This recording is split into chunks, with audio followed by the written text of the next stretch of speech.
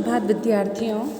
आज से पूर्व की कक्षा में हम लोगों ने वाक्य के गुणों को पढ़ा था कि कौन कौन से गुण वाक्य में होने चाहिए जिससे हमारा वाक्य शुद्ध और स्पष्ट हो सके। आज हम वाक्य भेद की चर्चा करेंगे। अर्थ के आधार पर वाक्य भेद। देखिए, वाक्य से किस प्रकार के अर्थ का बोध हो रहा है उसके आधार पर जब वाक्यों को वर्गीकृत किया जाता है तो उसे अर्थ के आधार पर वाक्य भेद कहते हैं। यानी वाक्य किस प्रकार का अर्थ दे रहा है उस अर्थ के आधार पर उसका भेद निर्धारित किया जाता है। वाक्यों को अर्थ के आधार पर 8 भागों में बांटा गया है। सबसे पहला है विधानवाचक वाक्य, जिस वाक्य से कार्य होने की निश्चित सूचना मिलती है, यानी जिसमें कार्य होने में कोई संदेह नहीं हो, हमारा कोई प्रश्न नहीं हो, उसे विधानवाचक वाक्य कहते हैं। इस प्रकार के वाक्यों में कही गई बात ज्यों की त्यों स्वीकार कर ली जाती है, यानी वो सही है चाहे गलत है, हम उसे एज इट इज स्वीकार करते हैं। ऐसे वाक्यों को सकारात्मक वाक्य भी कहा जाता है। जैसे प्रभात प्रतिदिन विद्यालय जाता है, तो उसमें हमें कोई प्रश्न नहीं करना है, हमें मान लेना है एज इट इज़ कि प्रभात प्रतिदिन विद्यालय जाता है।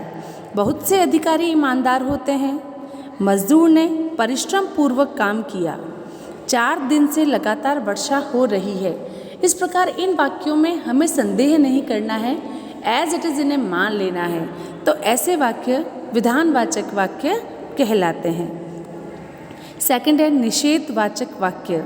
नाम से ही प्रकट हो रहा है बेटा, निषेध का मतलब मना या नहीं, यानी जिस वाक्य से काम न करने या न होने का भाव प्रकट होता है उसे विधानवाचक वाक्य कहते हैं। इन वाक्यों में नहीं, मत, न लगा रहता है।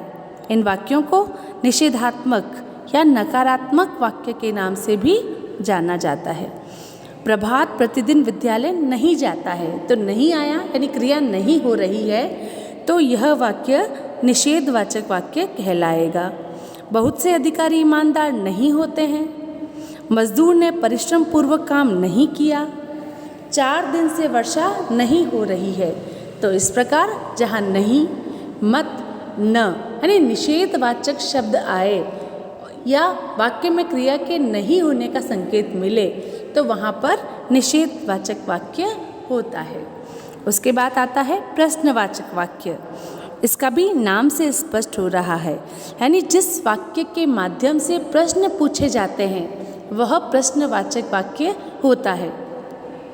जिस वाक्य के माध्यम से कुछ पूछा जाता है तथा जिसके मूल में जिज्ञासा का भाव रहता है, जिज्ञासा का मतलब कुछ इच्छा हो जानने की, तो उसे प्रश्नवाचक वाक्य कहते हैं। इनमें क्या, कब, कहाँ, कैसे, कौन, क्यों, किसका, किसकी, किसके, किनका आदि प्रश्नवाचक शब्दों का प्रयोग प्रश्न पूछने के लिए किया जाता है।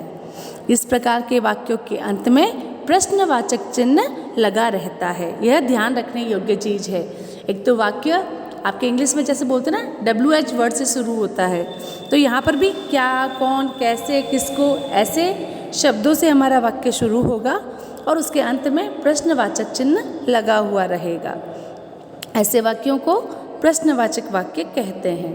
फिर है आपका आज्ञावाचक वाक्य, यानी जिस वाक्य से आज्ञा या अनुमति देने अथवा लेने का भाव प्रकट होता है उसे आज्ञावाचक वाक्य कहते हैं। ऐसे वाक्यों को ही विधिवाचक वाक्य भी कहा जाता है, यानी या तो आज्ञा दी जाती है या आज्ञा ली जाती है। जैसे प्रभात प्रतिदिन विद्यालय जाया करो, यानी यह एक आज्ञा है प्रभात के लिए।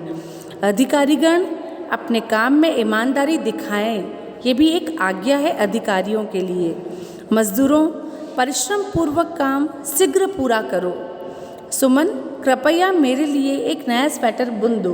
तो इन सारे वाक्यों में आज्ञा का भाव आ रहा है, यानी किसी को आज्ञा दी जा रही है, तो ऐसे वाक्य आज्ञावाचक वाक्य के अंतर्गत आते हैं।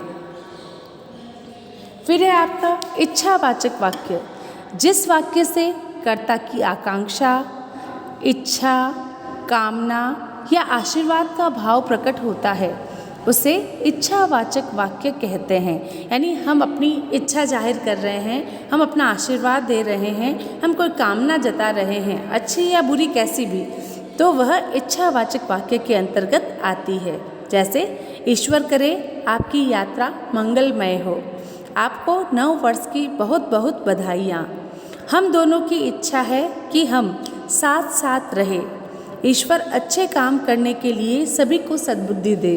तो इस प्रकार के वाक्य जिसमें हम अपनी इच्छा, अपनी कामना, अपना आशीर्वाद या अपना श्राप कुछ भी अगर देते हैं या प्रकट होता है तो वहाँ पर इच्छावाचक वाक्य होता है।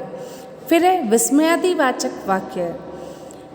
जिस वाक्य से विस्मय, भय, हर्ष, दुख, शोक, घृणा आदि का भाव प्रकट होता है उसे विस्मयादिवाचक वाक्य कहते हैं। इसका दूसरा नाम उद्गारवाचक वाक्य भी है। आपने विस्मयादिबोधक शब्दों के बारे में सुना होगा, अरे और उसके पीछे एक खड़ी पाई और उसके नीचे बिंदी, यानी विस्मयादिबोधक चिन्ह लगा हुआ होता है। तो जहाँ पर भी वाक्य की शुरुआत में इस तरह के विस्मयादिबोधक चिन्ह लगे हो और इस तरह के शब्दों का प्रयोग हो रहा हो जिससे हर्ष, घृणा, भय, दुख आदि के भाव प्रकट होते हैं तो वो वाक्य विस्मयादिवाचक वाक्य कहलाते हैं। ऐसे वाक्यों के अंत में विस्मयादिवाचक चिन्ह लगा होता है। इनकी पहचान आहा, आह, ओह, अफसोस, छी, वाह, अरे, शाबाश आदि देखकर की जा सकती है। आहा, यह पहाड़ी दृश्य कितना मनोरम है। अरे, यह सुंदर स्वेटर तुमने बुना है। वाह, डेविड मिलर ने क्या शानदार बल्लेबाजी की जो हारते मैच को जीता गया। हाय, चोरों ने सारा माल साफ कर दिया। अफसोस, गोदाम में लगी आग से सारा सामान जलकर राख हो गया। तो इस प्रकार के वाक्य विस्मयादिवाचक वाक्य कहलाते हैं। फिर है संदेहवाचक। जिस वाक्य से काम पूरा होने में संदेह होने का प्रकट होता है उसे संदेहवाचक वाक्य कहते हैं। शायद, संभवतः शब्द देखकर इसकी पहचान की जा सकती है। इसके अलावा वाक्य के अंत में चुका होगा, चुकी होगी, यानी श्योरिटी नहीं है, होगा, हो सकता है, होगी, इस तरह के शब्द देखने को मिलते हैं तो वहाँ पर संदेहवाचक वाक्य होता है। जैसे काव्या चित्र में रंग भर चुकी होगी, यानी हमें नहीं ज्ञात है कि उसने भरा है, हो सकता है उसने भर दिया हो, तो इसमें संदेह है। संभवतः इस साल अच्छी वर्षा हो। शायद इस महीने इस पुल का उद्घाटन कर दिया जाएगा। अब तक तो मनी ऑर्डर पहुंच चुका होगा। सुमन ने स्वेटर पूरा बुन लिया होगा। यानी सारे ही वाक्यों में कार्य के होने में कहीं ना कहीं संदेह है, इसीलिए ऐसे वाचक संदेहवाचक वाक्य कहलाते हैं। और अंत में है आपका संकेतवाचक वाक्य। जिस वाक्य में एक क्रिया का होना दूसरी क्रिया पर निर्भर करता है या जिस वाक्य में कार्य किसी शर्त के पूरा होने के बाद ही हो उसे संकेतवाचक वाक्य कहते हैं। यानी एक क्रिया का होना दूसरी क्रिया पर डिपेंड करता है। जैसे वर्षा होगी तो फसल होगी, पढ़ेंगे तो पास होंगे, यानी एक क्रिया का होना दूसरी क्रिया पर निर्भर करता है। इन वाक्यों के शुरू में अगर, यदि आदि लगे होते हैं जिससे इन्हें आसानी से पहचाना जा सकता है। जैसे यदि पेड़ों को कटने से रोका जाता तो प्रदूषण इतना न बढ़ता। यदि बाढ़ न आती तो फसलें नष्ट न होती। अगर लोग यूं ही जल की बर्बादी करते रहे तो पीने के लिए पानी भी न मिल पाएगा। यदि पहले से परिश्रम करते तो सफलता अवश्य मिलती। अगर अच्छे कर्म करोगे तो समाज में सम्मान पाओगे। तो इस प्रकार जहाँ एक क्रिया का होना दूसरी क्रिया पर निर्भर करता है, यानी पहले एक चीज़ होगी तो ही दूसरी चीज़ होगी, तो ऐसे वाक्य होते हैं वे संकेतवाचक वाक्य कहलाते हैं। तो आज की कक्षा में हमने अर्थ के आधार पर वाक्यों का भेद पढ़ा। अर्थ के आधार पर वाक्य 8 प्रकार के होते हैं। विधानवाचक, निषेधवाचक, प्रश्नवाचक, आज्ञावाचक, इच्छावाचक, विस्मयादिवाचक, संदेहवाचक और संकेतवाचक।